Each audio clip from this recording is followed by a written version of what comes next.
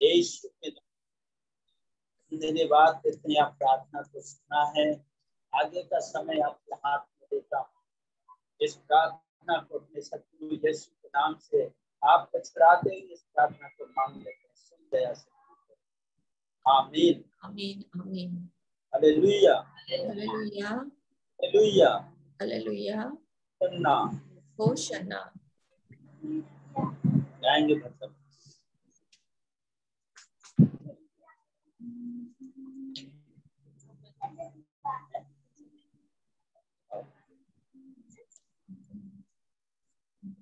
335 आजादी गीत। प्रभु का धन्यवाद, उसकी संगति में सदा रहूंगा। साथ चलूंगा मैं जय जलूंगा, साथ चलूंगा मैं जय जलूंगा। प्रभु का धन्यवाद ना देगी मुझे दुनिया कभी, कोई किसी ना देगी मुझे दुनिया कभी, कोई किसी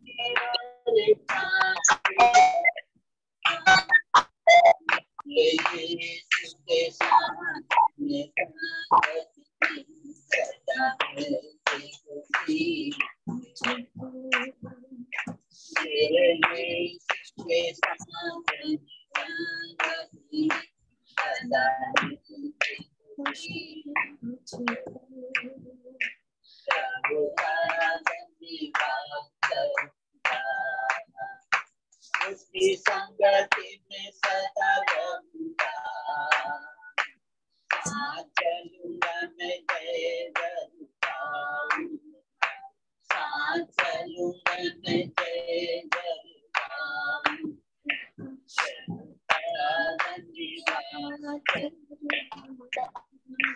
मेरी जिंदगी के हरे परेशानी में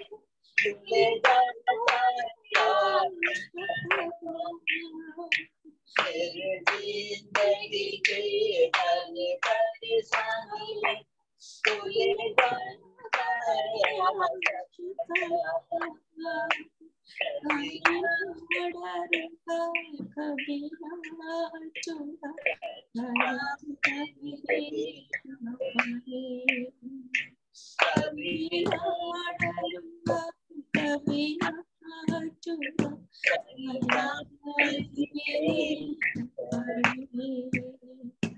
प्रभु का धन्यवाद, संगति में सदा रहूंगा। साथ चलूंगा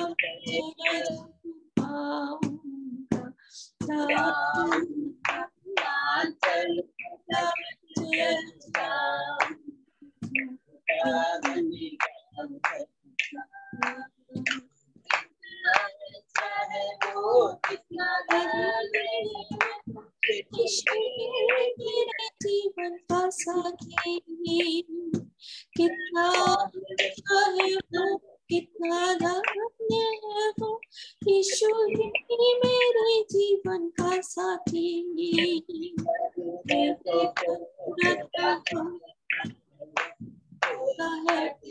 कोई नहीं मुझको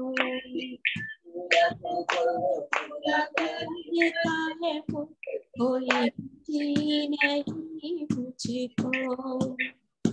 प्रभु में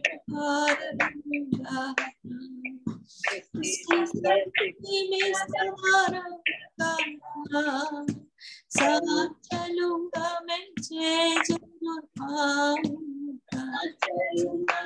धन्यवाद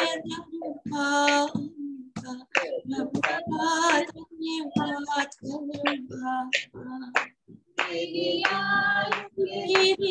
पग पग में सदा तेरी सेवा को पूरी करूंगा। मेरी आने के दिन पग पग में सदा मेरी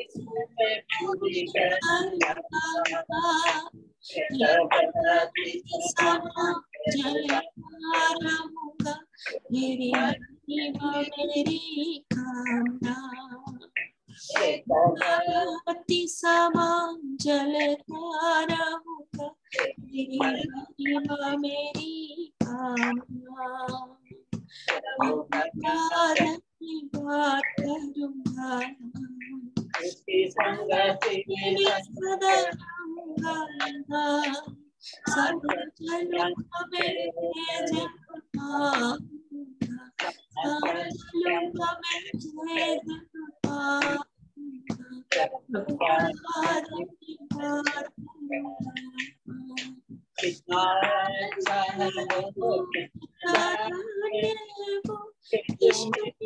मेरे जीवन का साथी चाहे वो कितना धन्य है मेरे जीवन का साथी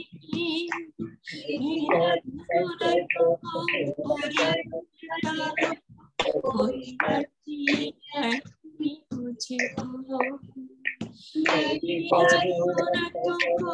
कोई करता है कोई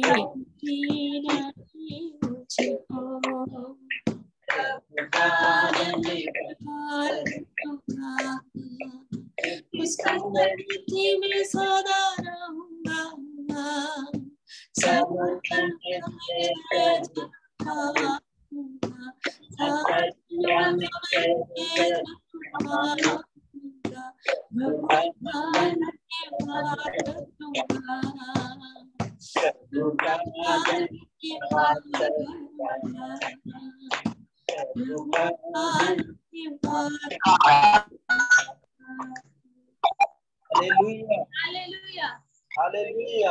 हालेलुया होशाना मसीह की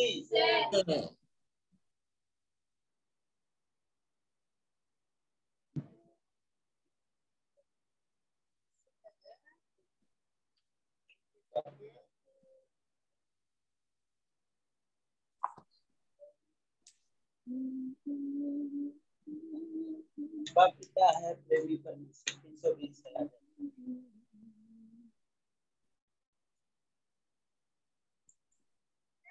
अब्बा पिता है प्रेमी परमेश्वर दयालु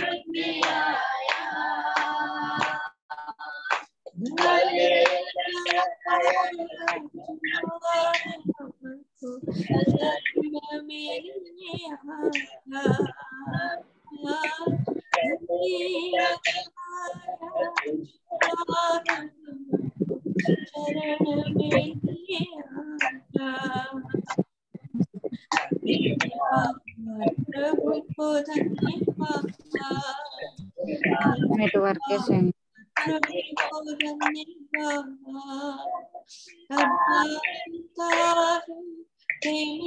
परमेश्वर दयालु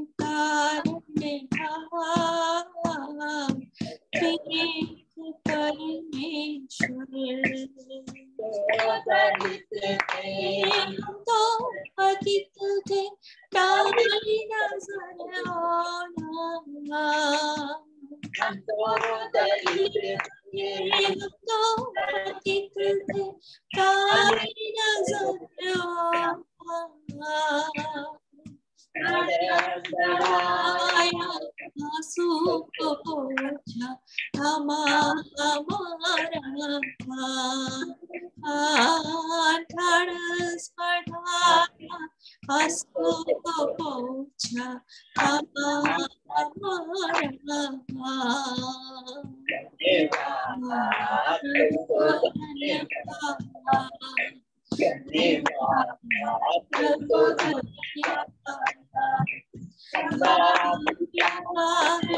प्रेमी परमेश्वर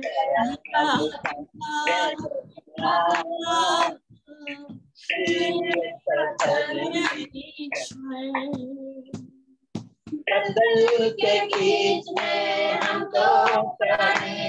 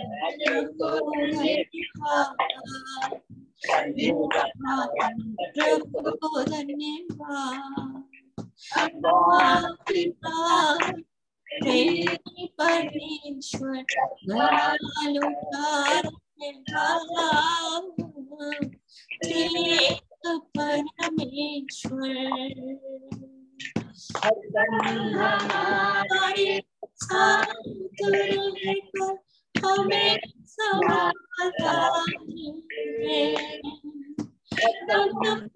हमारे साथ रहकर हमें संभालता है अनंत प्रेमी के योग्य है तू अटल प्रभु अनंत प्रेमी के योग्य है तू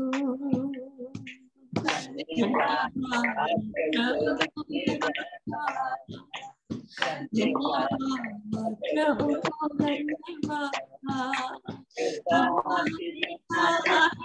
मेरी परमेश्वर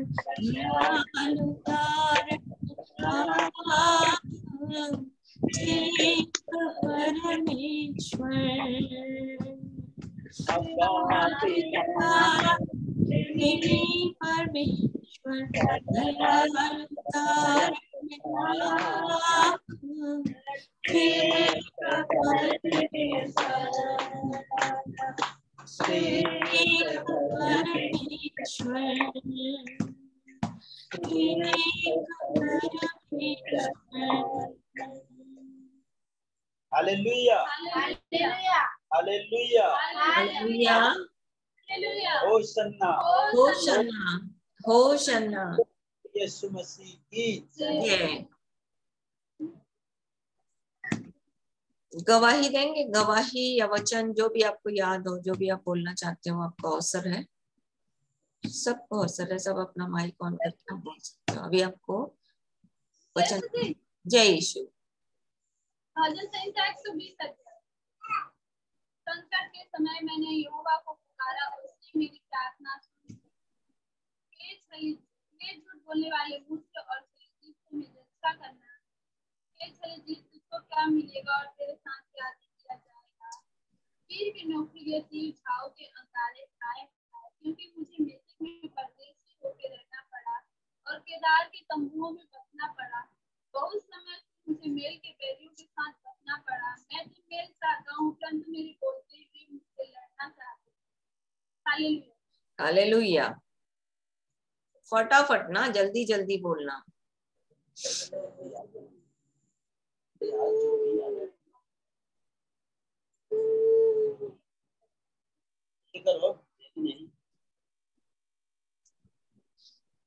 मैंने कल बोला था भजन यशायाह की किताब 55 अध्याय 10 और 11 पद। जय यीशु बेटा।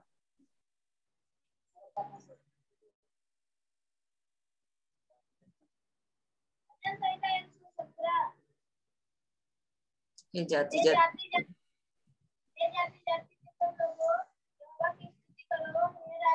राज्य के सब लोग उसकी प्रशंसा करें, क्योंकि उसकी करुणा हम पर प्रबल है और उसकी सच्चाई सदा की है। आपकी स्तुति।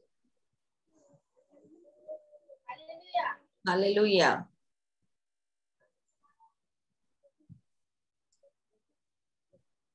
गवाही देते हैं। हाँ,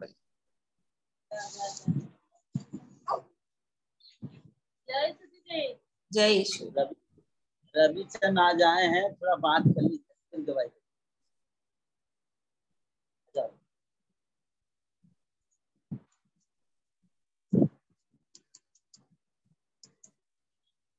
रविचंद, जय यीशु। कैसे हो रविचंद? गवाही बोलोगे? दीदी हाँ बोलो। थोड़ा जोर से बोलिएगा, थोड़ा कान में कम आवाज। अच्छा, जय यीशु, जय यीशु। यीशु के नाम में प्रभु हम रविचंद के लिए प्रार्थना करते हैं। यीशु के नाम में आप इसके कान को खोलें, पवित्र आत्मा के वचन को। जीवन में प्रभु ने कितना काम किया, कैसे कैसे।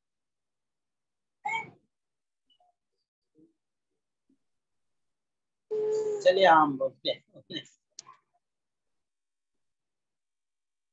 प्रभु का हम धन्यवाद देते हैं कि परमेश्वर का अनुग्रह है, दया है, हम जीवित और जिंदा जागृत पाए जाते हैं। परमेश्वर ने हमें बचाया, संभाला, भला चंगा रखा। आज हम मर नहीं गए, मिट नहीं गए।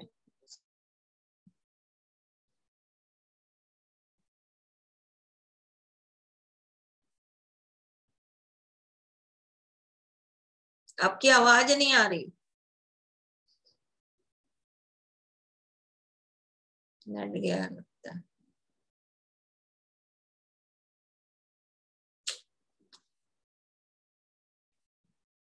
किसी को मेरी आवाज आ रही है?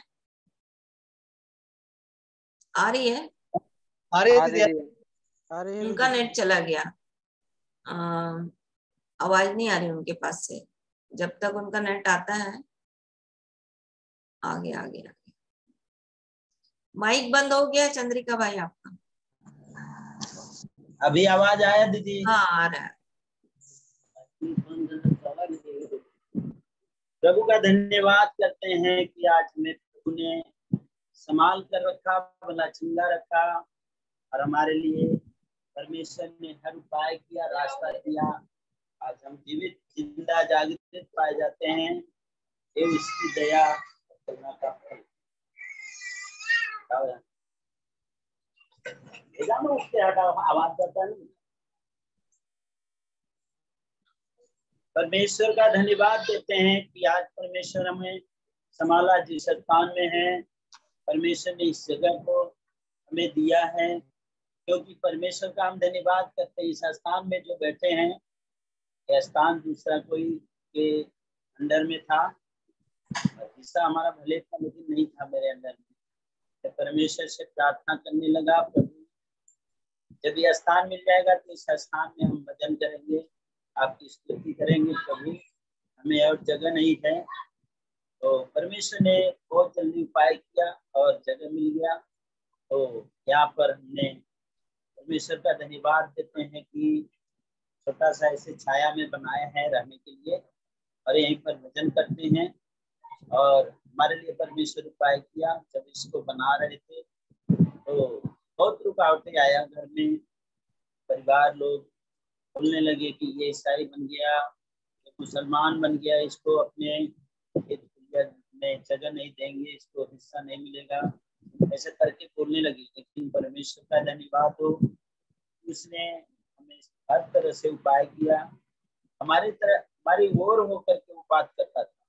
हम नहीं समझ पाते थे कि उस समय लगता था कैसे बात करेंगे, क्या करेंगे, डर लगता था। लेकिन प्रभु का धन्यवाद करते हैं, पवित्र आत्मा मेरी मदद करते थे, मेरी ओर से होकर उनसे बातें करते थे, और जो भी बात होता था वो मान लेते थे।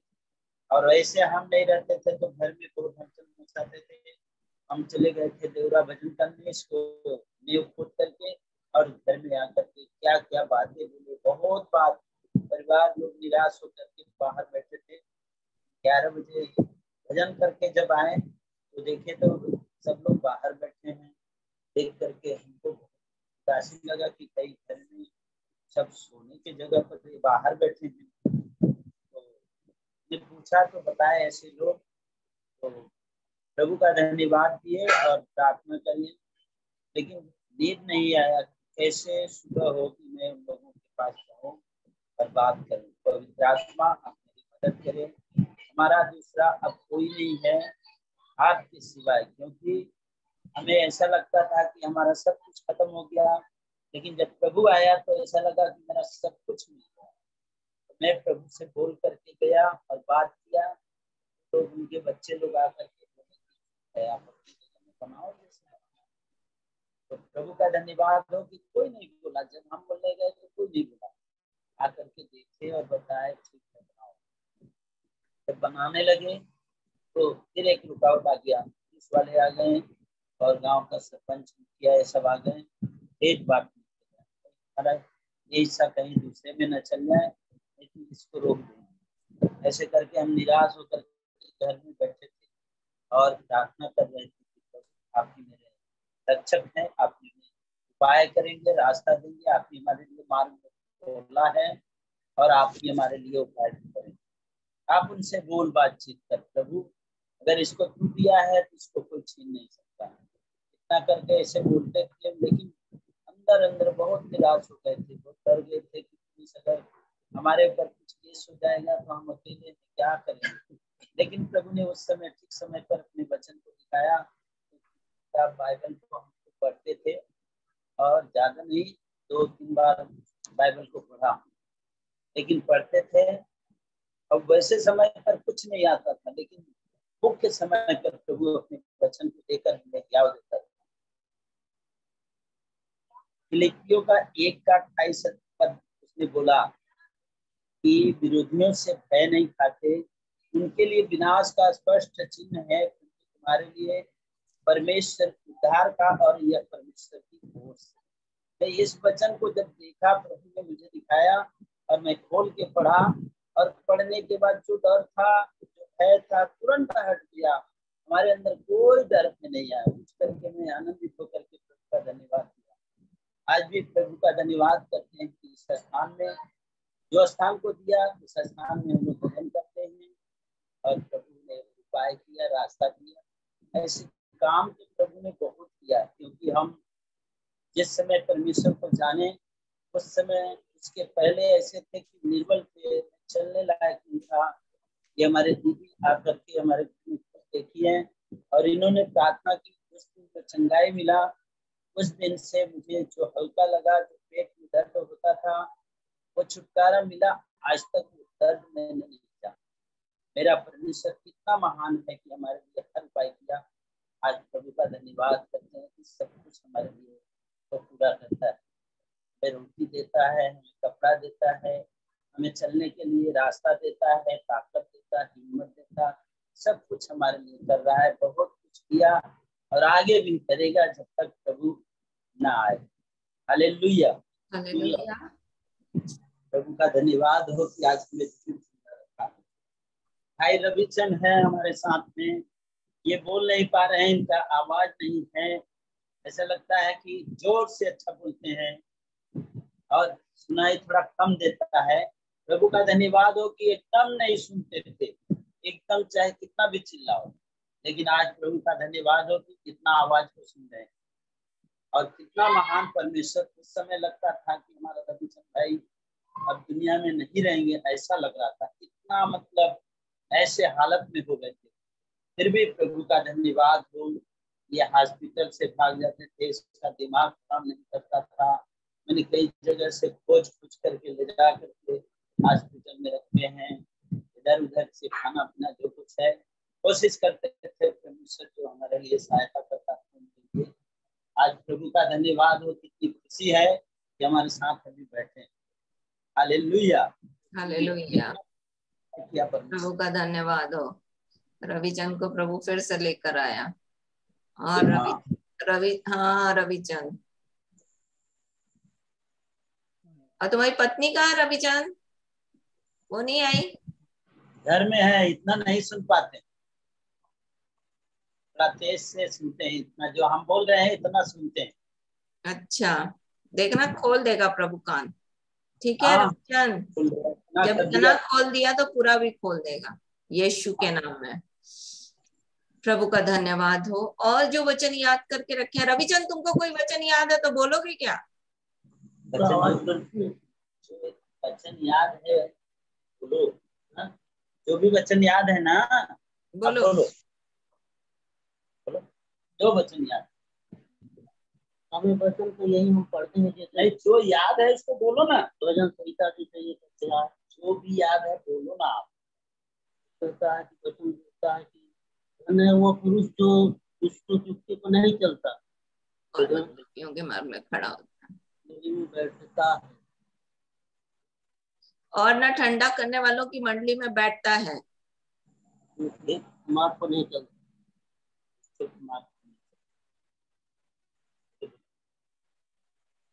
जो भी याद है बोलो ना, कहीं से बचा। यूहन्ना 3:16 याद है तो बोलो। यूहन्ना 3:16 यूहन्ना 3:16 याद है तो बोलो। 3:16 याद है। परमेश्वर ने जगत से ऐसा प्रेम रखा कि उसने अपना इकलौता पुत्र दे दिया। है उसको बोलो ना। बिसर जाइला, चलो कोई बात नहीं, अभी भजन में रोज आना इधर, तब फिर याद हो जाएगा। ठीक है, फिर से याद आएगा। चलिए, जिसको भजन याद है बोलिए, जिसको वचन याद है बोलिए फटाफट।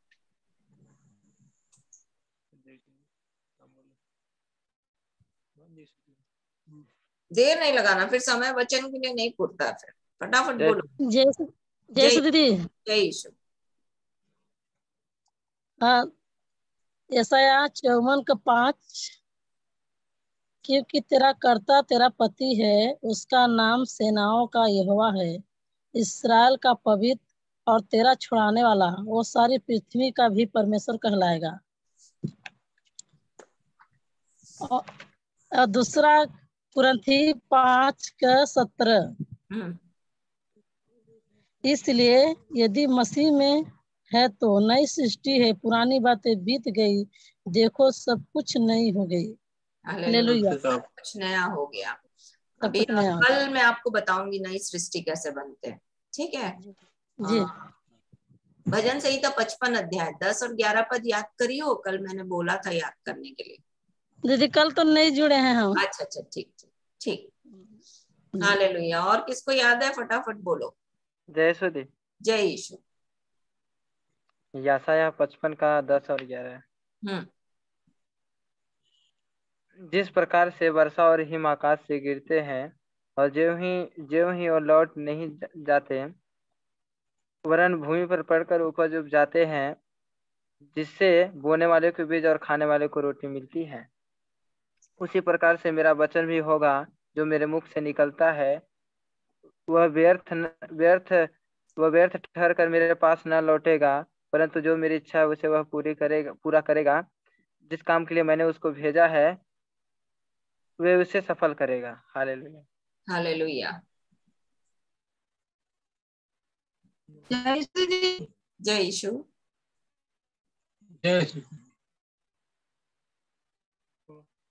नाम बोलते जाना तो मुझे पता चलेगा ना।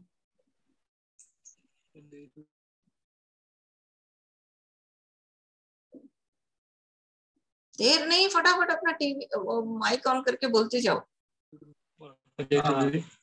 जय यीशु दीदी। जय यीशु बोलो।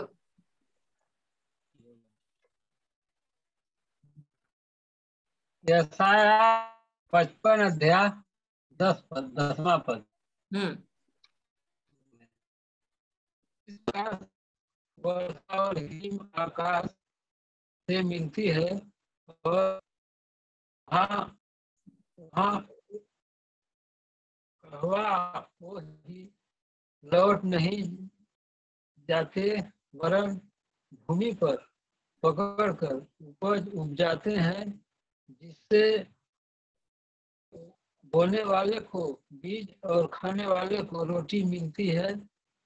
उसी प्रकार से मेरा वचन भी होगा जो मेरे मुख से निकलता है ठहर कर मेरे पास न लौटेगा, परंतु जो मेरी इच्छा है उसे वह पूरा करेगा। और जिस काम के लिए मैंने उसको भेजा है उसी वह करेगा। हालेलुया। हालेलुया। आप कौन बोल रहे हो? हम मुन्ना बोल रहे हैं। मुन्ना बोल रहे हो? हाँ कहाँ से? ओ प्रभु का धन्यवाद हो, आप इतना वचन बोलने लग गए। वेरी गुड, बहुत बढ़िया। और सत्यन कहाँ है? यही पर है। चलो बोलो। तो दीदी जय यीशु। मुन्ना का 14 अध्याय। हाँ बोलो। तुझे अनाथ नहीं छोड़ूंगा, तेरे पास आता रहूंगा। हालेलुया। हालेलुया। जय श्री दीदी। जय यीशु। प्रीतों का काम 4 अध्याय 12 पद। किसी द्वारा मनुष्य में और कोई दूसरा नाम नहीं दिया गया जिससे द्वारा उद्धार हम पा सके। हालेलुया। और भजन यशाया की किताब 55 अध्याय 10 और 11 पद याद किए हो, जैसे तुम्हारे पिताजी याद किए हैं? नहीं किए हैं दीदी, कल करेंगे। अच्छा ठीक, चलो। और कौन बोलेगा? जय यीशु दीदी। जय यीशु। फटाफट बोलते जाओ। 11। जिस प्रकार वर्षा और से गिरता है और ये लौट कर नहीं जाता, भूमि पर पड़कर उपज उग जाता है, उसी ताकि खाने वालों को नहीं, बोने वालों को बीज और खाने वालों को रोटी मिलती रहे, उसी प्रकार से मेरा वचन है जो यूं व्यर्थ लौट कर मेरे पास नहीं जाता। जो मेरी इच्छा है उसे पूरी करता है, जो मेरी इच्छा है उसे वो पूरी करता है। और जिस काम के लिए मैंने उसको भेजा है उसे वो सफल करता है। हालेलुया। हालेलुया। जय यीशु दीदी। जय यीशु। जिस 55 का 10 और 11। जिस प्रकार से वर्षा और हिम आकाश से गिरते हैं और वहां यो ही लौट नहीं जाते, वरन भूमि पर पड़कर उपज जाते हैं, जिससे बोने वाले को बीज और खाने वालों को रोटी मिलती है, उसी प्रकार से मेरा वचन भी होगा जो मेरे मुख से निकलता है वह व्यर्थ ठहर कर मेरे पास न लौटेगा, परंतु जो मेरी इच्छा है उसे वह पूरा करेगा। और जिस काम के लिए मैंने उसको भेजा है उसे वह सफल करेगा। आमीन। हालेलुया। जय यीशु। बोलो बोलो बोलो फटाफट। दीदी। जय यीशु। इफिसियों 6 का 10 पद। इसलिए प्रभु में और उसकी शक्ति के प्रभाव में बलवंत बनो, परमेश्वर के सारे हथियार बांध लो कि तुम शैतान की व्यक्तियों के सामने खड़े रह सको, क्योंकि हमारा यह मल युद्ध लहू और मांस से नहीं परंतु प्रधानों से और अधिकारियों से और इस संसार के अंधकार के हाकिमों से और उस दुष्टता की आत्मिक सेनाओं से जो आकाश में है। हालेलुया। हालेलुया। और दीदी यशाया 55 का 10 और 11 याद नहीं है, देख के सुना रहे हैं। जिस प्रकार से वर्षा और हिम आकाश से गिरते हैं और वहां यूं ही लौट नहीं जाते, वरन भूमि पर पड़कर उपज उग जाते हैं, जिससे यह बोने वाले को बीज और खाने वाले को रोटी मिलती है, उसी प्रकार से मेरा वचन भी होगा जो मेरे मुख से निकलता है वह व्यर्थ ठहर कर मेरे पास न लौटेगा, परंतु जो मेरी इच्छा है उसे वह पूरा करेगा। और जिस काम के लिए मैंने उसको भेजा है उसे वो सफल करेगा। हालेलुया। हालेलुया। दीदी मैं बोलूं। यशाया 55 का 10 और 11। जिस प्रकार वर्षा और हिम आकाश से गिरते हैं और वहां यूं ही नहीं लौट जाते, वरन भूमि पर पड़कर उपज उग जाते हैं, जिससे बोने वाले को बीज और खाने वाले को रोटी मिलती है, उसी प्रकार मेरा वचन भी होगा जो मेरे मुख से निकलता है वह व्यर्थ ठहरकर मेरे पास न लौटेगा, परंतु मेरी इच्छा है वह उसे पूरा करेगा। और जिस काम के लिए मैंने उसको भेजा है उसे वह सफल करेगा। हालेलुया। जय यीशु दीदी। जय यीशु। लूका 12 का 31-32 अध्याय। हे छोटे झुंड, मत डर, क्योंकि तुम्हारे पिता को यह भाया है कि तुम्हें राज्य दे। और दीदी जो कल बताई थी, पढ़ते बहुत है लेकिन नहीं याद कर पाते हैं, देख के बता रहे हैं। जिस प्रकार से वर्षा और हिम आकाश से गिरते हैं और वहां यूं ही लौट नहीं जाते, वरन भूमि पर पड़कर उपज उपजाते हैं, जिससे बोने वाले को बीज और खाने वाले को रोटी मिलती है, उसी प्रकार से मेरा वचन भी होगा जो मेरे मुख से निकलता है, वह व्यर्थ ठहर कर मेरे पास न लौटेगा, परंतु जो मेरी इच्छा है उससे वह पूरा करेगा, और जिस काम के लिए मैंने उसको भेजा है उससे वह सफल करेगा। हालेलुया। हालेलुया। जय यीशु दीदी। जय यीशु बेटा। भजन संहिता 120 अध्याय। संकट के समय मैंने यहोवा को पुकारा, उसने मेरी प्रार्थना सुन लिया। हे यहोवा, तू झूठ बोलने वाले मुंह से और छली जीभ से तू रक्षा करेगा। हे छली जीभ, तुझको क्या मिलेगा और तेरे साथ क्या अधिक किया जाए। वीर को नुकीले तीर और घाव के अंगारे, हाय हाय, क्योंकि मुझे मेसक की परदेसी होकर रहना पड़ा और केदार के तंबुओं में बसना पड़ा। मैं तो बहुत समय से सबका मेल चाहता हूँ, परंतु वह मेरे बोलते ही लड़ना चाहते हैं। हालेलुया। हालेलुया। कल का वचन याद नहीं था दीदी, मतलब कि ये बताने से नहीं बता पा रही। कोई बात नहीं, देख के पढ़ लो। अगर याद नहीं है तो आप देख के भी पढ़ सकते हो, धीरे धीरे याद हो जाएगा। यशायाह 55 का 10-11। जिस प्रकार से वर्षा और हिम आकाश से गिरते हैं और वहां यूं ही लौट नहीं जाते, वरन भूमि पर पड़कर उपज उपजाते हैं, जिससे बोने वाले को बीज और खाने वालों को रोटी मिलती है, उसी प्रकार से मेरा वचन भी होगा जो मेरे मुख से निकलता है, वह व्यर्थ ठहर कर मेरे पास न लौटेगा, परंतु जो मेरी इच्छा है उसे वह पूरा करेगा, और जिस काम के लिए मैंने उसको भेजा है उसे वह सफल करेगा। हालेलुया। हालेलुया।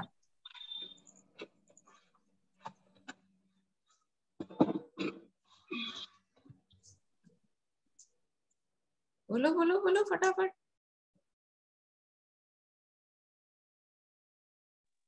जय यीशु दीदी। जय यीशु। यशायाह 55 का 10 और 11।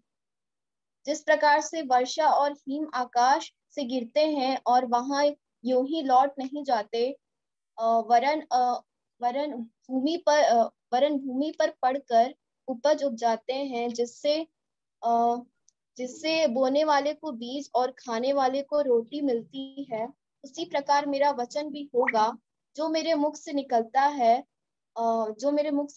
वह उसे वह व्यर्थ ठहर कर मेरे पास न लौटने देगा, परंतु जो मेरी इच्छा है उसे वह पूरा करेगा, और जिस काम के लिए मैं उसको भेजा है उसे पूरा सफल करेगा। हालेलुया। हालेलुया। विशु कहाँ है? विशु नहीं याद किया? दीदी वो है नहीं घर पे। अच्छा, बाहर गया। बाहर गया? कहाँ गया है? घूमने गया अपने फ्रेंड्स के साथ। अच्छा, ये बाबूराम साकेत कहाँ से जुड़े हैं आप? बाबूराम साकेत, अपना माइक ऑन करेंगे। जय यीशु। कहाँ से जुड़े? हम जुड़े हैं। उरगाई से। अच्छा, वचन याद किए हो? वचन याद है। बोलो। जय यीशु दीदी। जय यीशु। यहोवा मेरा चरवाहा है, मुझे कुछ घटी न होगी। वह मुझे हरी हरी चराई में बैठाता है, मुझे सुखदाई जल के झरने के पास चलता है, मेरे जी में जी ले आता है। धर्म के मार्ग में वह अपने नाम की मेरी अगुवाई करता है। धार्मिकता के मार्गों में, धर्म नहीं है ना, धार्मिकता के मार्गों पे अपने नाम के निमित्त मेरी अगुवाई करता है। धार्मिकता के मार्गों पे नाम के चाहे मैं घोर अंधकार से भरी हुई तराई से होकर चलूं। कहाँ चले गए? तो भी हानि से नहीं डरूंगा क्योंकि तू मेरे साथ रहता है। तेरे सोटे और तेरी लाठी से मुझे शांति मिलती है। तूने मेरे सताने वालों के सामने मेरे लिए मेज बिछाया है। तूने मेरे सिर पर तेल मला है, मेरा कटोरा उमड़ रहा है। बोले नहीं पकड़ रहा है यहाँ पर। हम्म, नेटवर्क सही से यहाँ नहीं पकड़ रहा हाँ है। हाँ, मैं इसलिए तो आपका कंप्लीट कर रही हूँ, मुझे मालूम है आप बोल रहे हो। चलो बोलो। निश्चय भलाई और करुणा, नीचे भलाई करुणा जिनमें साथ साथ और मैं यहोवा के धाम में सर्वदा वास करूंगा। यशाया की किताब उसका 55 अध्याय 10 और 11 पद भी याद कर लेना ना। यशाया की किताब 55 निश्चय अध्याय भलाई और करुणा मेरे साथ साथ रहेंगी और मैं यहोवा के धाम में सर्वदा वास करूंगा। हालेलुया। यशाया की किताब उसका 10 और 11 पद याद किया है? कल आप जुड़े थे क्या? दीदी आज ही मीटिंग में बैठे हैं। अच्छा अच्छा अच्छा, कोई बात नहीं, आप इसको याद कर लेना ना। चलो बताओ। और हाँ, और गाय वाले और कौन है? ये क्या नाम है उसका, भूल जाती हूँ। ओप्पो A54, आप कहाँ से जुड़े हो? नाम भूल जाती हूँ रे बेटा। ओप्पो A54,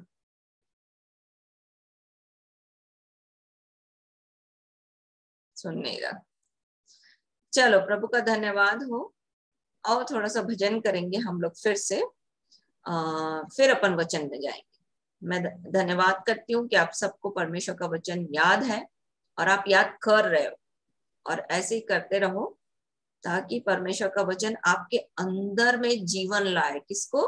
कौन सा जीवन? यीशु का जीवन, है ना। जितना ज्यादा वचन याद रहेगा उतना ज्यादा हम बुद्धि में और आत्मा में बढ़ेंगे। ठीक है, सो आइए भजन गाएंगे।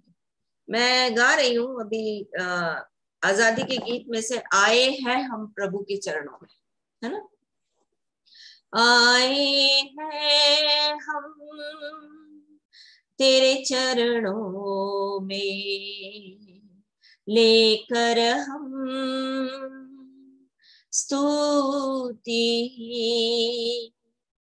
आए हैं हम तेरे चरणों में, लेकर हम स्तुति। आए हैं हम तेरे चरणों में, लेकर हम स्तुति। हालेलुया हालेलुया हालेलुया हालेलुया हालेलुया हालेलुया हालेलुया हालेलुया। प्यारे मसीहा आशीष दे हमें, आत्मा से तू भर दे हमें। प्यारे मसीहा आशीष दे हमें, आत्मा से तू भर दे हमें। प्यारे मसीहा आशीष दे हमें, आत्मा से तू भर दे हमें। हालेलुया हालेलुया हालेलुया हालेलुया हालेलुया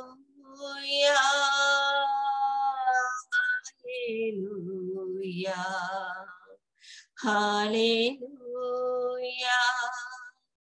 हालेलुया। हम बच्चे हैं परम पिता के, बढ़ना है हमें वचनों में। हम बच्चे हैं परम पिता के, बढ़ना है हमें वचनों में। हम बच्चे हैं परम पिता के, बढ़ना है हमें वचनों में। हालेलुया हालेलुया हालेलुया हालेलुया हालेलुया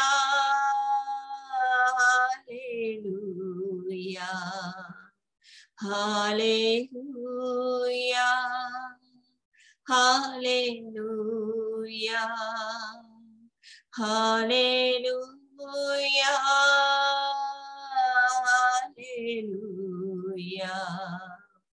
हालेलुया हालेलुया।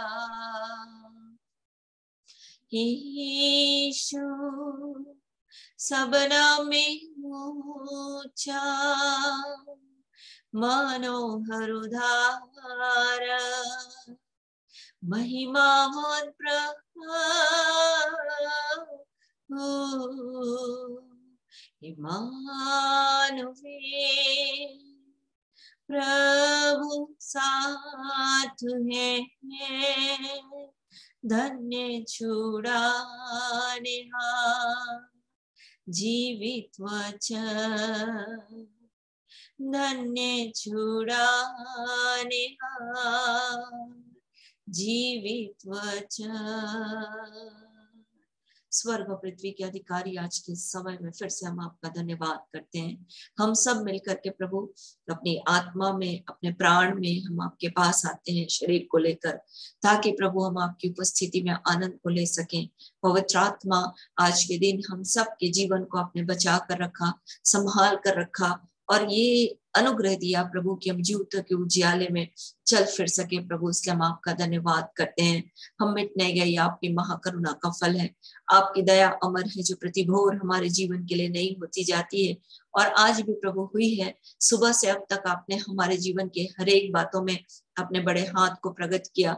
हाँ, जो बातें आंखों ने नहीं देखी, जो बातें कानों ने नहीं सुनी, जो बातें चित्त में नहीं चढ़ी, आपने अपने प्रेम रखने वालों के लिए तैयार की और अपनी आत्मा के द्वारा उसे प्रकट किया। प्रभु इसलिए हम आपका धन्यवाद करते हैं और इस समय तक प्रभु आपने अपने समीप आने का अवसर दिया, इसलिए हम आपका धन्यवाद करते हैं। आप चुनकर अपने समीप आने देते हैं ताकि हम आपके भवन के उत्तम पदार्थों से तृप्त किए जाएं, इसलिए हम आपका धन्यवाद करते हैं। ओ पवित्र आत्मा, आपकी बड़ाई और आपकी प्रशंसा करते हैं, आपकी जय जयकार करते हैं, आपका गुणानुवाद गाते हैं। ओ प्रभु यीशु, हम आपका धन्यवाद करते हैं, आपकी जय जयकार करते हैं, आपका गुणानुवाद गाते हैं। ओ परम पिता परमेश्वर, हम आपकी बड़ाई और प्रशंसा करते हैं। आप जो परम प्रधान है, आप जो स्वर्ग और पृथ्वी के अधिकारी हैं, आप जो जय जय के योग्य हैं प्रभु, आप जो स्तुति के योग्य हैं, आप जो महिमा के योग्य हैं, आपकी महिमा की स्तुति निरंतर होती रहती है, इसलिए हम आपका धन्यवाद करते हैं। आज के दिन स्वर्ग में आपकी महिमा और पृथ्वी में उन मनुष्यों में जिनसे आप प्रसन्न है प्रभु, आपकी शांति यीशु के नाम में राज्य करे, ऐसा अनुग्रह चाहते हैं प्रभु। आपकी शांति में बढ़ने के लिए प्रभु इस समय हम आपके सामने बैठे हुए हैं।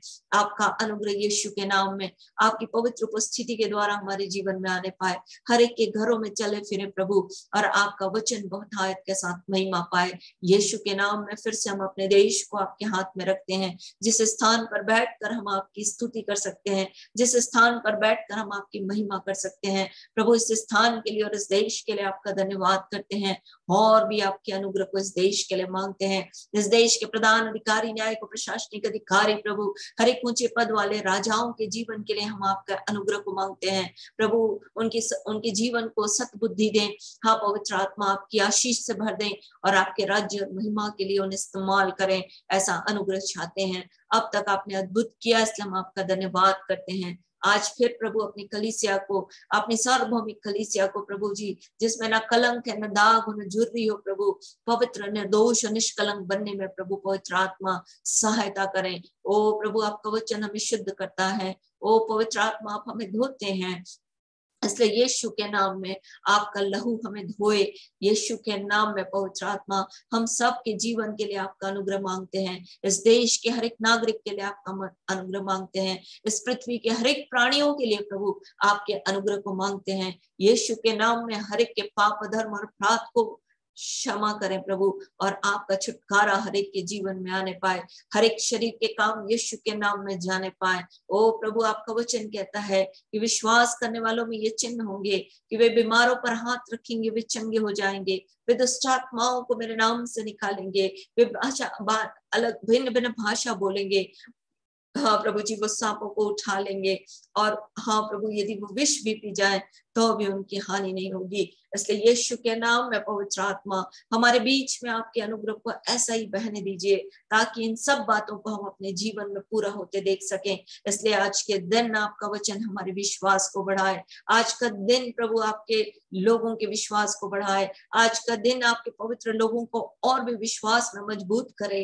हाँ प्रभु आज के दिन इस देश के हर एक नागरिक के जीवन में विश्वास की आत्मा काम करे। ओ पवित्र आत्मा यीशु के नाम में, यीशु के नाम में लोग आग से झपट कर निकाले जाएं, कोई भी नाश ना हो, हर एक अनंत जीवन को प्राप्त करे। हर एक के कामों में आशीष दें प्रभु, हर एक के बिजनेस में आशीष दें, हर एक के नौकरी में आशीष दें, हर एक के कामों में प्रभु आपका बड़ा अनुग्रह प्रकट हो, ऐसा अनुग्रह चाहते हैं। बीमार जो हमारे बीच में वो यीशु के नाम में चंगी हो जाए प्रभु जी, कोख यीशु के नाम में खुल जाए राजा, आपका वचन यीशु के नाम में महिमा पाए। ओ दुष्ट आत्मा यीशु के नाम में जाने पाए। ओ पवित्र आत्मा हर एक दर्द यीशु के नाम में चला जाए। ओ पवित्र आत्मा हर एक कान यीशु के नाम में खुल जाए, आंखें यीशु के नाम में खुल जाए। ओ पवित्र आत्मा हर एक बीमारियों की ताकत को हम पुनरुत्थित और विजय यीशु के नाम में बांधते हैं, और आपके लोगों के लिए स्वतंत्रता को खोल देते हैं,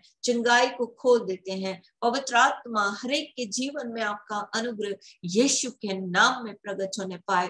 पवित्र आत्मा आज के दिन हर एक के जीवन के लिए आपकी दया को चाहते हैं। हाँ प्रभु इस इंटरनेट के लिए भी आपका अनुग्रह चाहते हैं। पवित्र आत्मा जितने लोग जुड़े हैं उनके जीवन, उनके भी यहाँ इंटरनेट की जो भी समस्या है वो यीशु के नाम में दूर की जाए। ओ पवित्र आत्मा आपके वचन को सुनने और आपके वचन को समझने वाली आत्मा यीशु के नाम में प्रभु काम करे, जुम्बिश करे, ताकि प्रभु मंडराए, बहे, ताकि प्रभु आपका राज्य बढ़े, आपकी इच्छा पूरी और आपका नाम पवित्र माना जाए। हर एक के पशुओं की चिंता करें प्रभु, हर एक के बच्चों की चिंता करें, हर एक जवानों के जीवन में आपका अनुग्रह बढ़े और आपकी सामर्थ्य यीशु के नाम में हर एक बातों में काम करे। ओ न बल से न शक्ति से, परंतु आपकी आत्मा के द्वारा हर एक के जीवन का हर एक पहाड़ मैदान हो जाए, इस बात की हम घोषणा करते हैं। आपकी टूटी हुई शहरपनाह जले हुए फाटक की मरम्मत करें आज के दिन। हाँ प्रभु पवित्र आत्मा, हाँ यरूशलेम की शहरपनाह फिर से मरम्मत की जाए। ओ पवित्र आत्मा सियोन और भी प्रभु आत्मा में प्रार्थना और विनती और आराधना करने में बलवंत हो सके, ऐसा अनुग्रह चाहते हैं। प्राण देने तक विश्वासी बने रहने में प्रभु हमारी मदद करें। सारा आदर सारी महिमा हम अपने जीवन से आपको देते हैं। धन्यवाद के इस बलिदान को प्रार्थना विनती निवेदन के साथ अपने उद्धारकर्ता प्रभु यीशु मसीह के नाम से आपको चढ़ाते और मांग लेते हैं। आमीन आमीन आमीन। हालेलुया हालेलुया। होशन्ना होशन्ना होशन्ना। हमारे पास एक प्रश्न आया, उस पर आज मैं उत्तर दूंगी, नहीं तो फिर बहुत डिले होते जाएगा। क्या इजरायलियों ने जब बार बार मन्ना खाया तो वो तो नेचुरल है, हम भी खाते हैं। तो बार बार कोई भी चीज हम बार बार किसी चीज को रिपीट करते हैं, बार बार दोहराते हैं, कोई भी स्वाद जब हम बार बार खाते हैं तो हम क्या हो जाता है, उससे हमारा मन उचट जाता है ना। हम सोचते हैं कि अब नहीं, अब थोड़ा सा दूसरा खाना चाहिए। तो इजराइलियों ने भी ऐसा ही किया। इजराइलियों ने किया कि मन्ना खाते खाते वो बोर हो गए, है ना, और बोलने लगे कि हमारा जीव, गिनती की किताब उसका 11 अध्याय,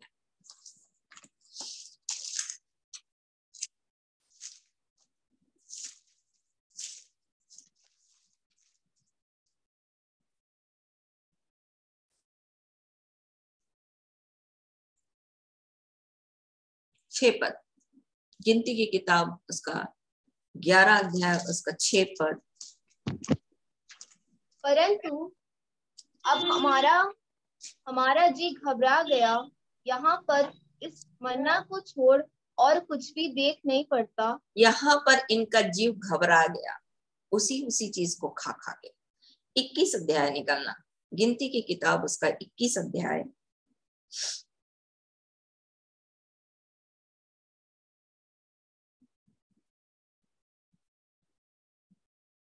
पांच पद।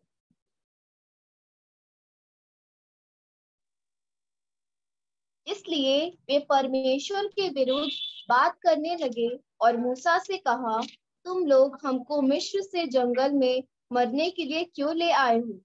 यहाँ न तो रोटी है और न पानी, और हमारे प्राण इस निकम्मी रोटी से दुखित हैं। क्या बोल रहा है? निकम्मी रोटी। घबरा गया है जी, रोटी उनको निकम्मी लग रही है, और मिस्र की रोटी और मिस्र का पानी याद आ रहा है। और हेमा का प्रश्न था कि ये तो जेन्युइन है, मतलब ये होता है, बार बार किसी चीज को आप वही वही वही वही, और वो भी 40 वर्ष तक जब आप खाते रहोगे तो आप थक जाओगे और उसके बाद आप थक के बोलोगे कि नहीं, हमको कुछ और चाहिए। और इजरायलियों के साथ भी ऐसा ही हुआ। इजरायलियों ने मांगा मांस, उनको मांस चाहिए था। उनको जैसे गिनती की किताब उसके 11 अध्याय में खरबूजे याद आने लगे जो मिस्र में थे, जो उन्होंने खाए थे।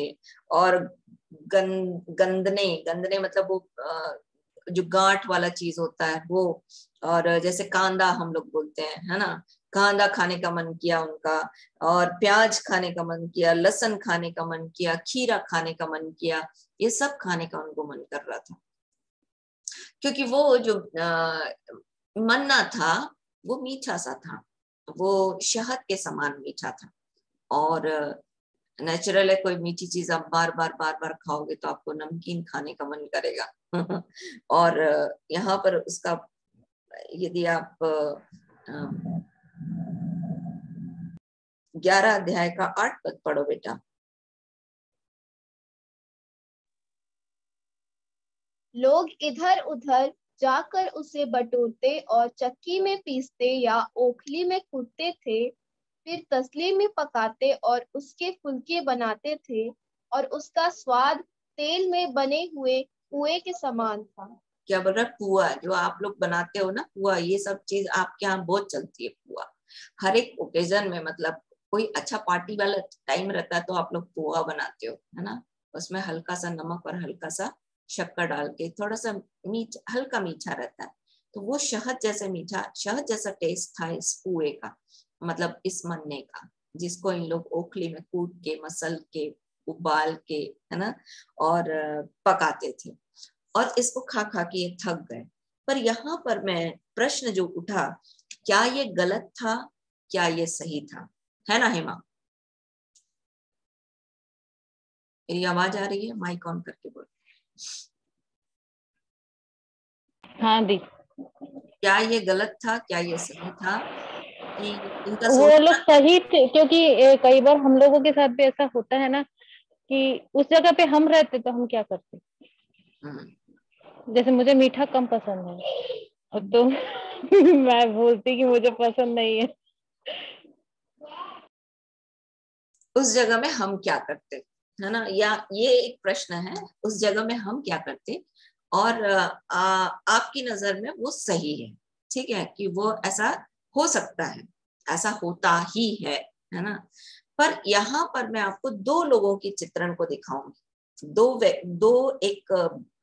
क्या बोलना चाहिए, दो ग्रुप के लोगों को दिखाऊंगी, जिन ग्रुपों में क्या चीज तब आपको समझ में आएगा कि क्या इनका सोचना, क्या इनका चाहना सही था या गलत था, है ना। उन्हीं के साथ मूसा था, उन्हीं के साथ यहोशू और हारून, उन्हीं के साथ हारून था, उन्हीं के साथ यहोशू और कालेब थे।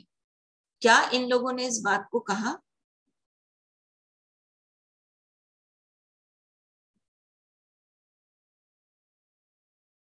नहीं कहा दीदी, नहीं कहा। ये दो कैटेगरीज हैं दीदी। वो भी तो थे ना, उनका भी तो मन कर रहा होगा खाने के लिए, पर हाँ, यही चीज तो मैं बताना चाह रही हूँ आपको, है ना, कि वो क्या, उनके अंदर क्या स्ट्रक्चर था और इनके अंदर क्या, उनके अंदर क्या रचना थी और इनके अंदर क्या रचना थी। यदि आप मूसा के जीवन के बारे में देखोगे तो मूसा जो है वो, उसके लिए बोलता है परमेश्वर का वचन, पृथ्वी में सबसे ज्यादा नम्र व्यक्ति था। यदि आप इसी गिनती की किताब, उसका 12 अध्याय, जब ये हो चुका, 11 अध्याय में जब ये सब कुछ हो गया, तो 12 अध्याय में जब आप आओगे तो उसका हेडिंग हिंदी में बहुत अच्छा लिखा है कि मूसा के श्रेष्ठता का प्रमाण। और यहां से शुरू करते हैं अपन।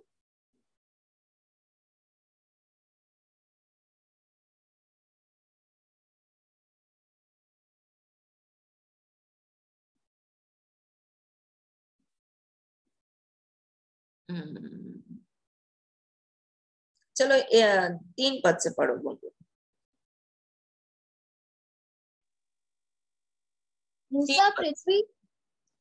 मूसा पृथ्वी भर के रहने वाले सब मनुष्यों से बहुत अधिक नम्र स्वभाव का था।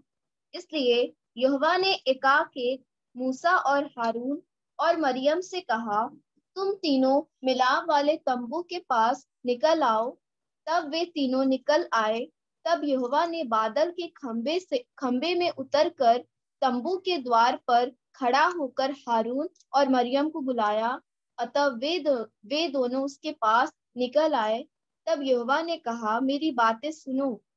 यदि तुम में कोई नबी हो तो उस पर मैं यहोवा दर्शन के द्वारा अपने आप को प्रकट करूंगा या स्वप्न में उससे बातें करूंगा। परंतु मेरा दास मूसा ऐसा नहीं है, वह तो मेरे सब घरानों में विश्वास योग्य है। बस क्या बोल रहा है, सबसे पहली क्वालिटी कि वो पृथ्वी भर में नम्र व्यक्ति था, और दूसरी क्वालिटी कि परमेश्वर उसको बोल रहा है कि ये मेरे लिए विश्वास योग्य है। अब अगर आप इजरायलियों के 40 वर्ष के समय को देखोगे तो कभी भी मूसा ने परमेश्वर से कंप्लेन नहीं किया, या परमेश्वर के सामने कंप्लेन को क्या बोलेंगे क्या बोलेंगे, परमेश्वर ने कभी शिकायत हाँ, परमेश्वर के सामने कभी भी मूसा ने शिकायत नहीं की कि हमको ये रोटी नहीं चाहिए या हमको मन्ना नहीं चाहिए। शिकायत किसने की? इजरायलियों ने की। इजरायलियों को का जी घबरा रहा था, इजरायलियों को ये रोटी निकम्मी लग रही थी। परमेश्वर ने इनको स्वरदूतों की रोटी खिलाई थी। यदि आप भजन संहिता उसका 68 अध्याय पढ़ोगे, 78 भजन संहिता उसका 78,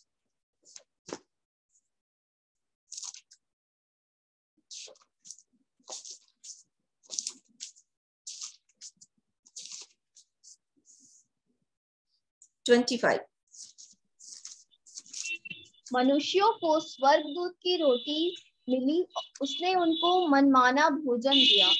क्या बोल रहा है? परमेश्वर ने उनको स्वरदूत जो खाते थे वो रोटी इनको मिली है। फिर यदि आप भजन संहिता उसका 105 अध्याय पढ़ेंगे और उसका 40 पद पढ़ेंगे तो वहां पर क्या लिखता है, पढ़ो। उसने चट्टान फाड़ी, तब पानी बह निकला और 105 वर्स 40।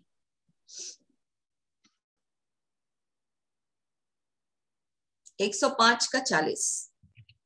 दीदी, उन्होंने मांगा तब उसने बटेरे पहुंचाई और उनको स्वर्गीय भोजन से तृप्त किया। हाँ, ये जो मन्ना था वो उनके लिए स्वर्ग से गिरता था और परमेश्वर ने इनको स्वर्गीय रोटी दी थी। और ये रोटी क्यों आई थी? यदि आप देखोगे व्यवस्था विवरण उसका 8 अध्याय,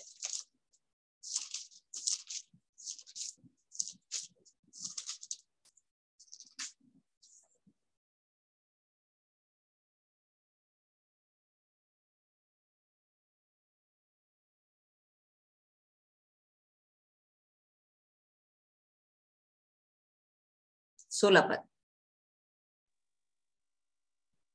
और तुझे जंगल में मन्ना खिलाया जिसे तुम्हारे पुरखा जानते भी न थे, इसलिए वह तुझे नम्र बनाए और तेरी नहीं, इसको ठीक से पढ़ना बेटा ना। मैं देखो एक एक लाइन एक एक वर्स का ना मीनिंग है। क्या बोलता है कि वह तुझे जंगल में मन्ना खिलाया जिसे तुम्हारे पुरखा जानते भी न थे, इसलिए कि वह तुझे नम्र बनाए। तो मूसा और इजराइलियों में डिफरेंस ये अलग कैसे हुए? क्योंकि मूसा जो था ऑलरेडी नम्र था, उसको नम्र बनने की आवश्यकता नहीं थी, इसलिए वो थका नहीं इसको खा के। पर इजराइलियों को इसलिए परमेश्वर दे रहा था कि परमेश्वर उसको नम्र बनाए और परमेश्वर उसको सिखाए।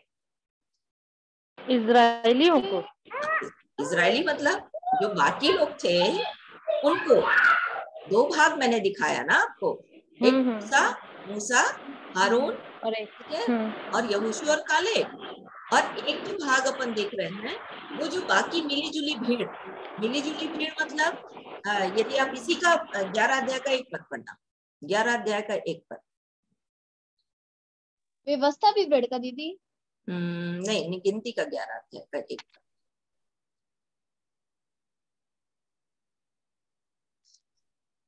11 का 1 पद। फिर वे लोग बुड़बुड़ाने और यहोवा के सुनते बुरा कहने लगे।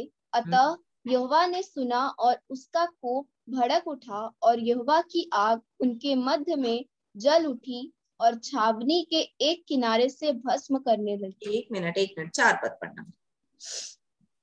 फिर जो मिली जुली भीड़ उनके साथ थी, हाँ, ये कौन सी थी? ये मिली जुली भीड़ थी जो मिस्र से इजरायलियों के साथ आई थी।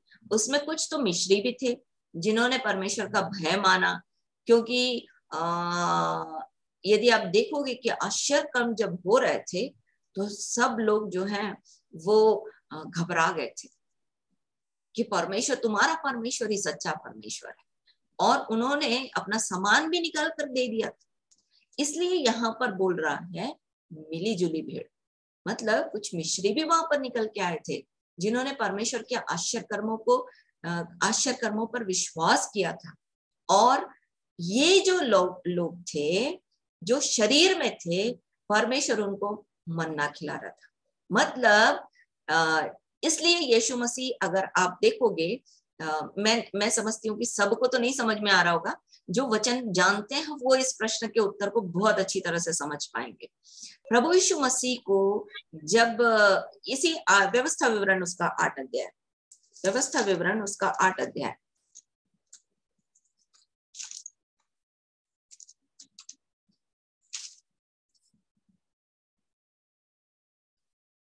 तीन पद पढ़ना बेटा, और धीरे धीरे और पढ़ना। उसने तुझको नम्र बनाया और भूखा भी होने दिया। फिर वह मन्ना जिसे न तू और न तेरे पुरखा ही जानते थे, वही तुझको खिलाया, इसलिए कि वह तुझको सिखाए कि मनुष्य केवल रोटी ही से नहीं जीवित रहता, परंतु जो जो वचन यहोवा के मुंह से निकलते हैं उनसे ही वह जीवित रहता है। इसी चीज को प्रभु यीशु मसीह ने आकर शैतान के सामने खड़े होकर बोला था। जब शैतान ने प्रभु यीशु मसीह को बोला कि जब प्रभु यीशु मसीह को भूख लगी तो क्या हुआ? वो शरीर में थे ना, मनुष्य तन में आए थे। और तब शैतान ने दिखाया है ना, जैसे इस कामुकता करने वाली भीड़ के सामने शैतान ने इस बात को डाला था, वैसे यहाँ पर भी प्रभु यीशु मसीह के सामने उसने शरीर को दिखाकर बोला कि तू इस पत्थर को कह के रोटी बन जाए। और तब प्रभु यीशु मसीह ने कहा कि मनुष्य केवल रोटी ही से नहीं परंतु हर एक उस वचन से जो परमेश्वर के मुंह से निकलता है जीवित रहेगा। मतलब इजरायलियों को परमेश्वर कनान देश आत्मा के धरातल पे सिखाने के लिए लेकर जा रहा था कि जहां दूध और मधु की धारा बहती है। मतलब शरीर और संसार से निकाल करके प्रभु कहाँ लेकर जाना चाहता था? वो स्वर्गीय देश में लेकर जाने के लिए तैयार था। और इसलिए आपको और मेरे को सिखाने के लिए ये सब कुछ हुआ। इसलिए बोलता है, यदि आप रोमियो की पत्री 15 अध्याय 4 पद पढ़ना।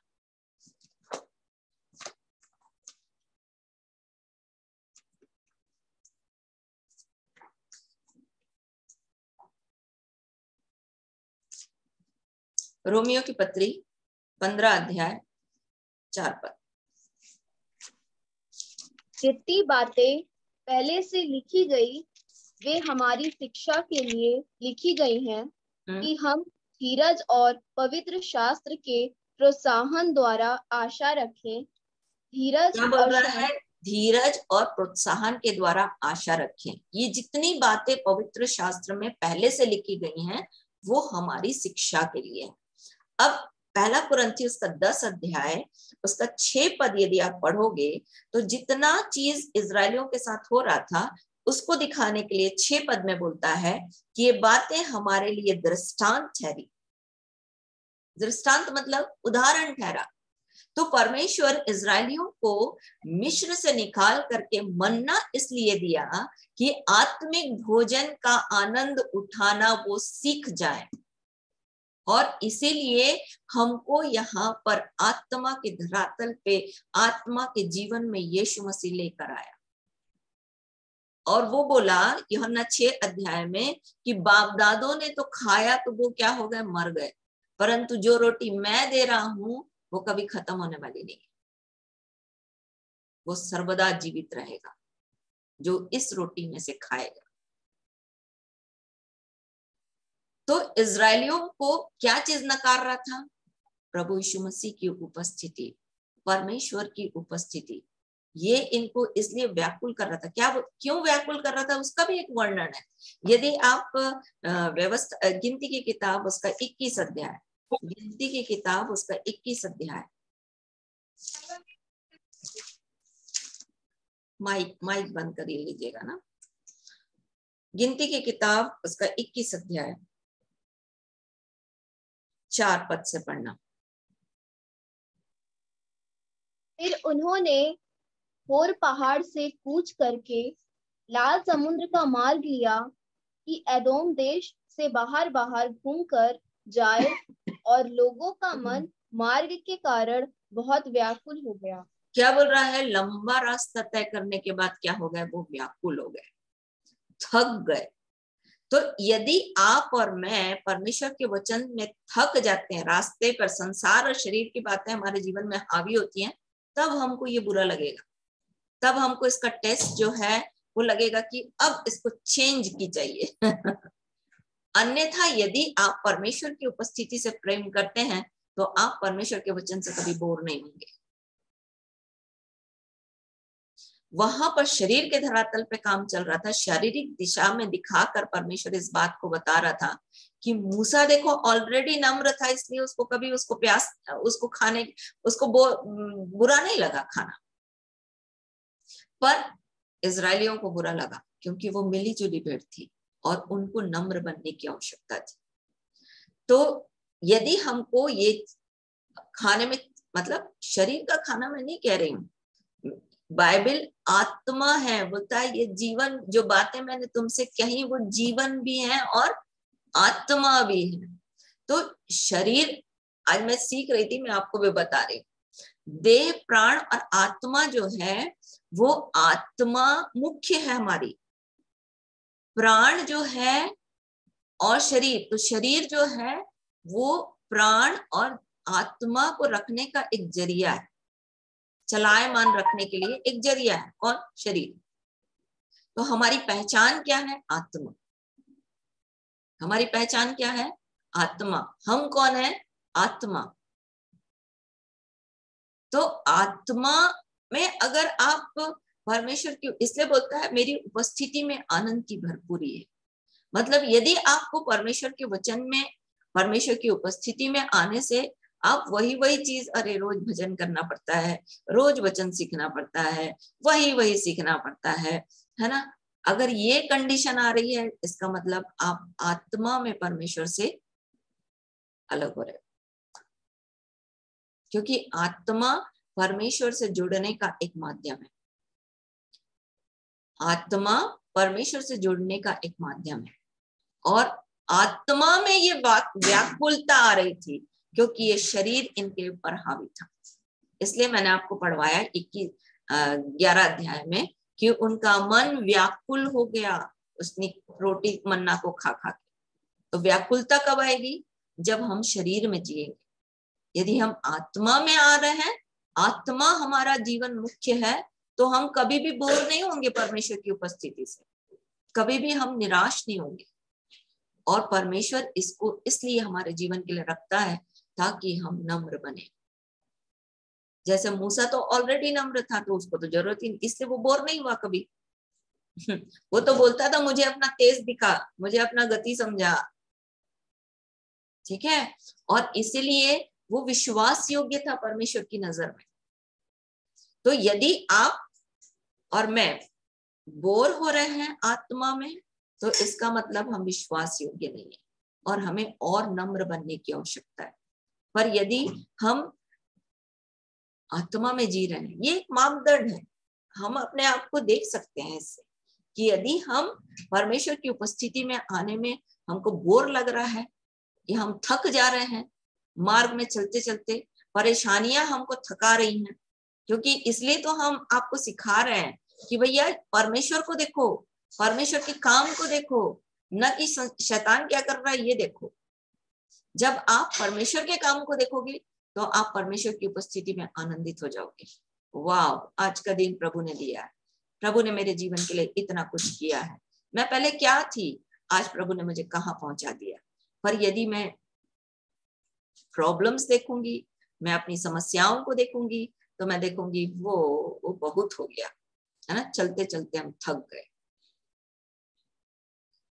और नम्रता को पहचानने का तरीका बहुत अच्छे से परमेश्वर ने बताया।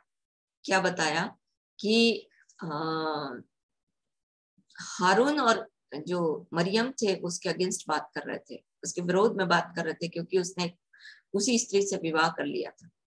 और तब परमेश्वर उसके अगेंस्ट खड़ा हो गया, इसके मूसा के लिए खड़ा हो गया इन दोनों के खिलाफ कि तुमने मेरे जन को ऐसा क्यों बोला, क्योंकि मूसा से मैं आमने सामने बात करता हूँ। और इसी को यीशु मसीह के जीवन में आप देखोगे।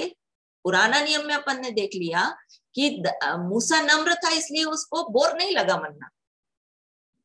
अब यीशु मसीह कैसे बोल पाया कि मनुष्य केवल रोटी ही से नहीं परंतु हर एक उस वचन से जो परमेश्वर के मुंह से निकलता है जीवित रहेगा, क्योंकि यीशु मसीह बोलता है उसके समान नम्र तो कोई था ही नहीं। बोलता मैं नम्र और मन में दीन हूं, बोलता है। तो पुराने नियम में मूसा का चरित्र जो कभी भी मन्ना को नकारा नहीं, नए नियम में यीशु मसीह का जीवन जिसने इस बात को लेकर शैतान के सामने परीक्षा पर जयवंत हुआ कि मनुष्य केवल रोटी ही से नहीं परंतु हर एक उस वचन से जो परमेश्वर के मुंह से निकलता है जीवित रहेगा। तो इसलिए इजरायली जो इस काम को कर रहे थे वो शरीर में थे, इसलिए परमेश्वर की नजर में वो गलत थे।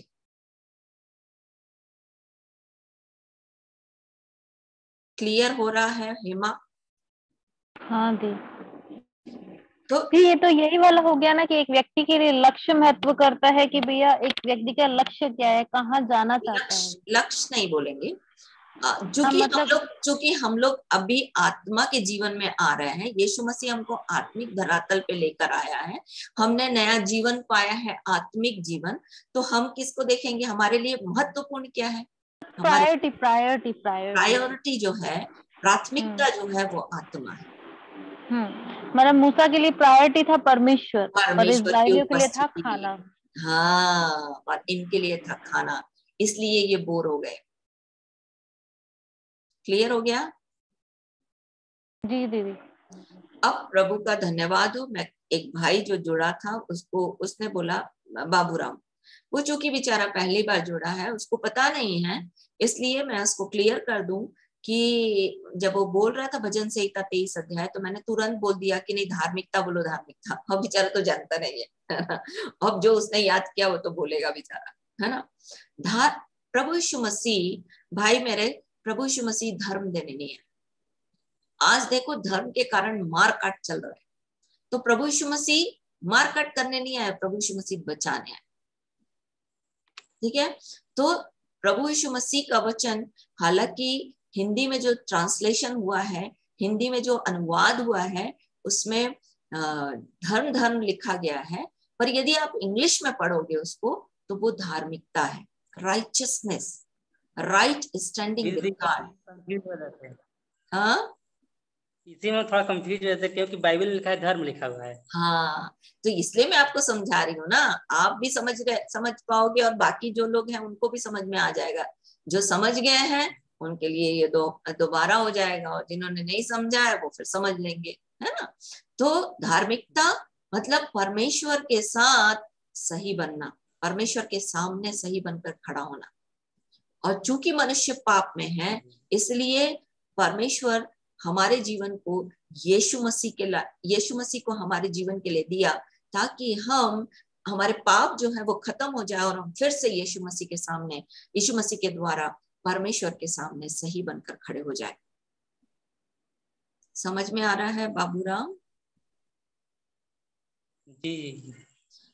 इसलिए यीशु मसीह आया, इसलिए यीशु मसीह ने अपना लहू बहाया कि मेरे और आपके पाप के कारण से, क्योंकि परमेश्वर सत्य है, हम असत्यता, झूठ बोलकर परमेश्वर के सामने जा नहीं सकते, हम गाली देकर परमेश्वर के सामने जा नहीं सकते, हम शरीर में जीते हैं। शरीर के काम क्या है? व्यभिचार, गंदे काम, लुचपन, मूर्ति पूजा, टोना, झगड़ा, ईर्ष्या, क्रोध, विरोध, फूट, विधर्म, डाह, मतवालापन, लीला क्रीड़ा, हत्या, स्वार्थीपन, ये सब चीजें क्या है? हमारे शरीर है।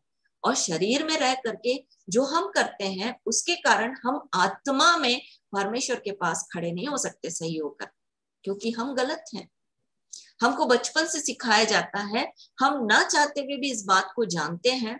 ये परमेश्वर का अनुग्रह है कि मनुष्य के विवेक में बचपन से इस बात को डाला गया कि झूठ बोलना पाप है। हर किसी को पता है कि झगड़ा करना गलत है, हर किसी को पता है कि दारू पीना सही नहीं है, इसलिए दारू की बोतल में, सिगरेट के डब्बे में और बीड़ी के बंडल में ये लिखा रहता है कि स्वास्थ्य के लिए हानिकारक है, पर फिर भी मनुष्य करता है। क्यों? क्योंकि उसको आत्मा की चिंता नहीं है, उसको शरीर की चिंता है, वो शरीर में जीना चाहता है। मतलब संसार, बाइबल बताती है कि संसार के ईश्वर ने हमारी आंखें क्या कर दी है? अंधी कर दी है, ताकि मसीह के तेजों में सुसमाचार का प्रकाश न चमके। तो मसीह के तेजों में सुसमाचार का प्रकाश क्या है? मसीह के तेजों में सुसमाचार का प्रकाश ये है कि हम पाप से छूट जाएं, हम परमेश्वर की उपस्थिति में रहें, हम जीवन को पाएं जो मृत्यु है। कल अपन देखेंगे नई सृष्टि। तो यीशु मसीह और ये किताब इस बात को देने के लिए आया, ताकि हम इस बात को जान ले कि परमेश्वर हमको जीवन देने आया, परमेश्वर हमको मृत्यु से छुड़ाना चाहता है, परमेश्वर हमको अनंत जीवन देना चाहता है, परमेश्वर हमारे जीवन को बचाना चाहता है पाप से, और हमको सही बनकर परमेश्वर के साथ रखना चाहता है, क्योंकि परमेश्वर पवित्र है, हम अपवित्रता में नहीं रह सकते। परमेश्वर जीवनदायक है, हम मृत्यु को लेकर के परमेश्वर के सामने नहीं रह सकते। तो परमेश्वर के साथ रहने के लिए हमको परमेश्वरीय जीवन जाना चाहिए, और इसको देने के लिए यीशु मसीह आए, और यीशु मसीह आ करके हमको परमेश्वर की धार्मिकता दे दी, अपनी धार्मिकता दे दी, ताकि हम परमेश्वर के सामने सही बनकर खड़े हो जाए। और जो लोग बाइबल को नहीं जानते वो इस बात को बोलते हैं कि ये धर्म है, परंतु जो लोग वचन में घुस जाते हैं वो इस बात को जानते हैं कि ये केवल जीवन देने आया। अभी एक वचन पढ़ रहा था, स्वर्ग के नीचे मनुष्यों के बीच में और कोई नाम नहीं दिया गया जिसके द्वारा मनुष्य उद्धार प्राप्त कर सके। और उसी 4:20 बोलता है कि ये जीवन की बातें हैं, ये परमेश्वर का वचन जीवन की बातें हैं, और ये जीवन देने यीशु मसीह आया। इसलिए आज शायद राजा हो, चाहे नीचे चले जाइए आप रंग, चाहे गरीब से गरीब व्यक्ति हो, चाहे अमीर से अमीर व्यक्ति हो, हर एक व्यक्ति यीशु के पास आ रहा है और ये जान पा रहा है कि वो धर्म देने नहीं आया, वो जीवन देने आया। सो प्रभु आज के दिन हमारी सहायता करे। आज हमारा समय खत्म हो गया। कल आप इस बात को याद करिएगा। दीदी, हाँ, ये रविचंद की पत्नी आई है, मुन्नी के लिए प्रार्थना करेंगे, ठीक है। पर परमेश्वर का वचन यहाँ पर जो मैं याद करने के लिए देने जा रही हूँ वो ये है कि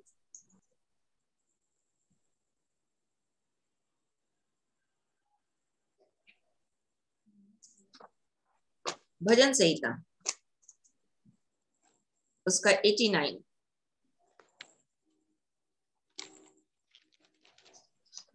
भजन संहिता उसका 89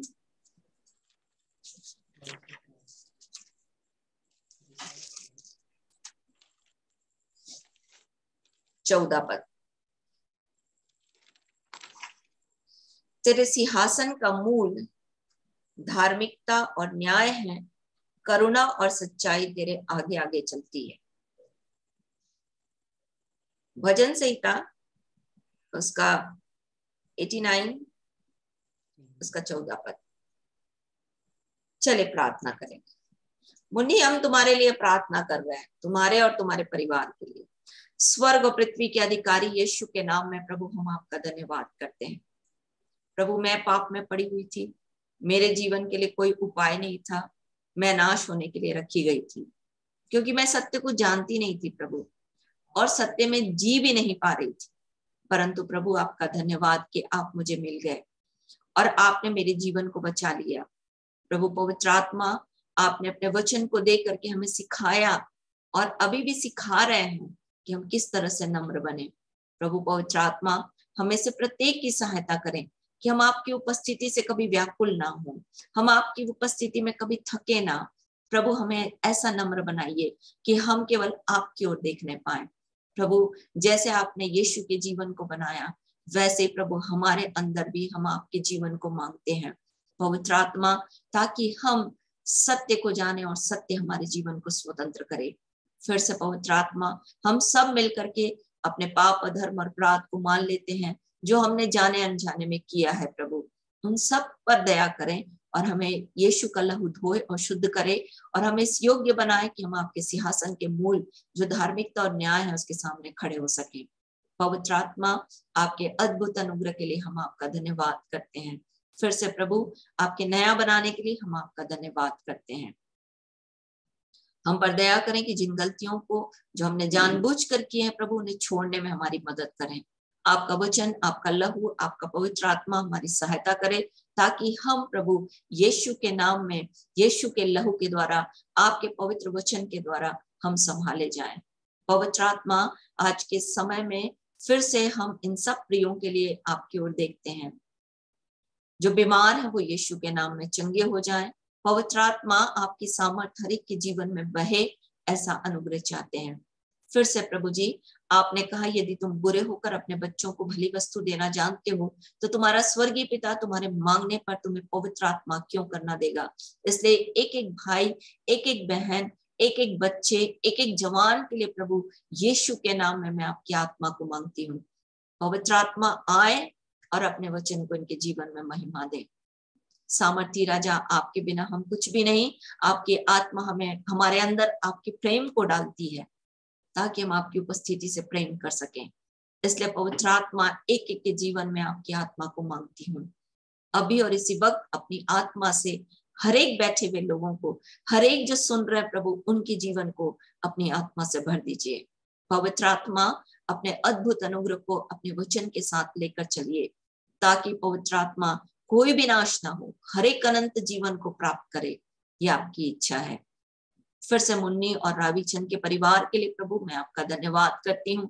फिर से आपने उन्हें यहाँ तक पहुंचाया राजा। उनकी हर एक समस्याओं को आप जानते हैं पवित्र आत्मा, यीशु के नाम में उसे दूर करें। विशेष रूप से प्रभु जी उनके लिए मैं बुद्धि को मांगती हूँ प्रभु। पवित्र आत्मा उनके जीवन को बुद्धि से भर दीजिए ताकि वो अपने जीवन को आपके भय में और आपकी सहायता में चला सके। उनकी हर एक आवश्यकताओं को पूरा करे।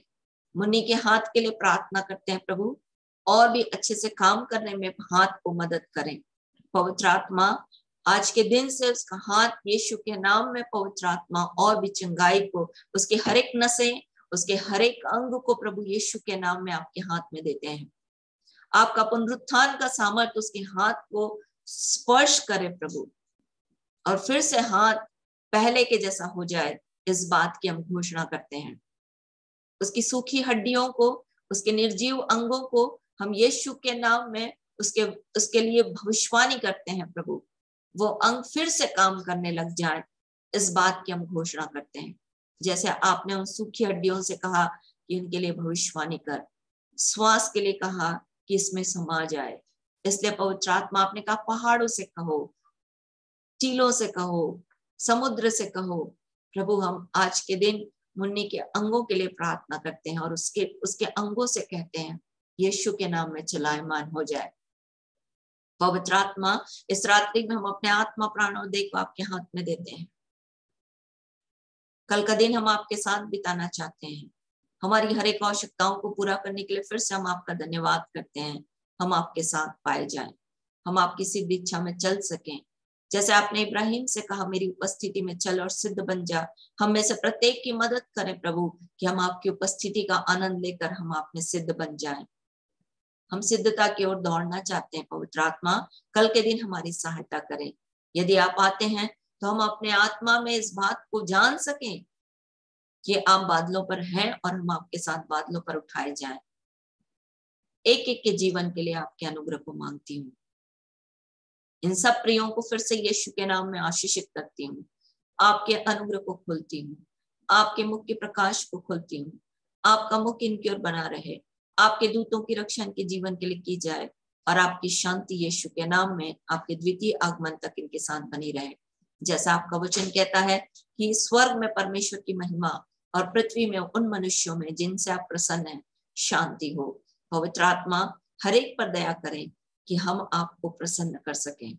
सारा आदर सारी महिमा हम अपने जीवन से आपको कर देते हैं। आपका राज्य आए, आपकी इच्छा पूरी हो और आपका नाम पवित्र माना जाए। धन्यवाद के इस बलिदान को प्रार्थना विनती निवेदन के साथ अपने उद्धारकर्ता प्रभु यीशु मसीह के नाम से आपको चढ़ाते और मांग लेते हैं। आमीन आमीन आमीन। हालेलुया हालेलुया हालेलुया। होशन्ना होशन्ना होशन्ना। सबको जय यीशु की। दीदी हाँ बोलो। आचार्य जी का जन्मदिन है। अरे हाँ भैया मेरे को बताए थे, फेसबुक से पता चला था। बधाई हो आचार्य जी। चलिए प्रार्थना करेंगे। स्वर्ग और पृथ्वी के राजा यीशु के नाम में हम आचार्य जी के लिए आपका धन्यवाद करते हैं प्रभु। बीते वर्षों में आपने उन्हें अपने नाम को बताया, अपने आत्मा में लेकर आए, अपनी संगति में उन्हें उठाया, अपना जीवन उनके जीवन में डाला। प्रभु हम आपका धन्यवाद करते हैं। बीते वर्षों में जैसे आपने उन्हें संभाला, आने वाले वर्ष के लिए हम आपकी ओर देखते हैं। आज के दिन के लिए आपका धन्यवाद करते हैं प्रभु कि आपने उन्हें भला चंगा रखा। आने वाले वर्ष के लिए हम प्रार्थना करते हैं। उनके शरीर के हर एक अंगों के लिए प्रार्थना करते हैं प्रभु, आप उन्हें रोग मुक्त करें, उनके जीवन को और भी स्वस्थ रखें ताकि वो आत्मा प्राण और देह में प्रभु पवित्र और निर्दोष बनकर आपके सामने उपस्थित निरंतर बने, उपस्थिति में चल सके और आपके सामने उपस्थित रह सके, ऐसा अनुग्रह चाहते हैं। हम सब मिलकर के आचार्य जी को यीशु के नाम में आशीषित करते हैं, आशीष देते हैं प्रभु। आपके अनुग्रह को खोलते हैं, आपके मुख के प्रकाश को उनके जीवन के लिए खोलते हैं और भी आपका मुख उनकी ओर बना रहे। आपके दूतों की रक्षा उनके जीवन के लिए आने वाले वर्ष में बहुत आयत के साथ प्रकट हो और आपकी शांति उनके जीवन में निरंतर बनी रहे। प्रभु और भी उन्हें ऊंचा ऊंचा करे, सारा आदर, सारी महिमा हम उनके जीवन के लिए आपको देते हैं। धन्यवाद के इस बलिदान को फिर से अपने उद्धारकर्ता प्रभु यीशु मसीह के नाम से आपको चढ़ाते और मांग लेते हैं। आमीन, आमीन, आमीन। हालेलुया। जय यीशु, जय यीशु। बधाई हो फिर से आचार्य जी। चले कल मिलते हैं। दीदी जय यीशु, जय यीशु, जय यीशु, जय यीशु। सबको जय यीशु।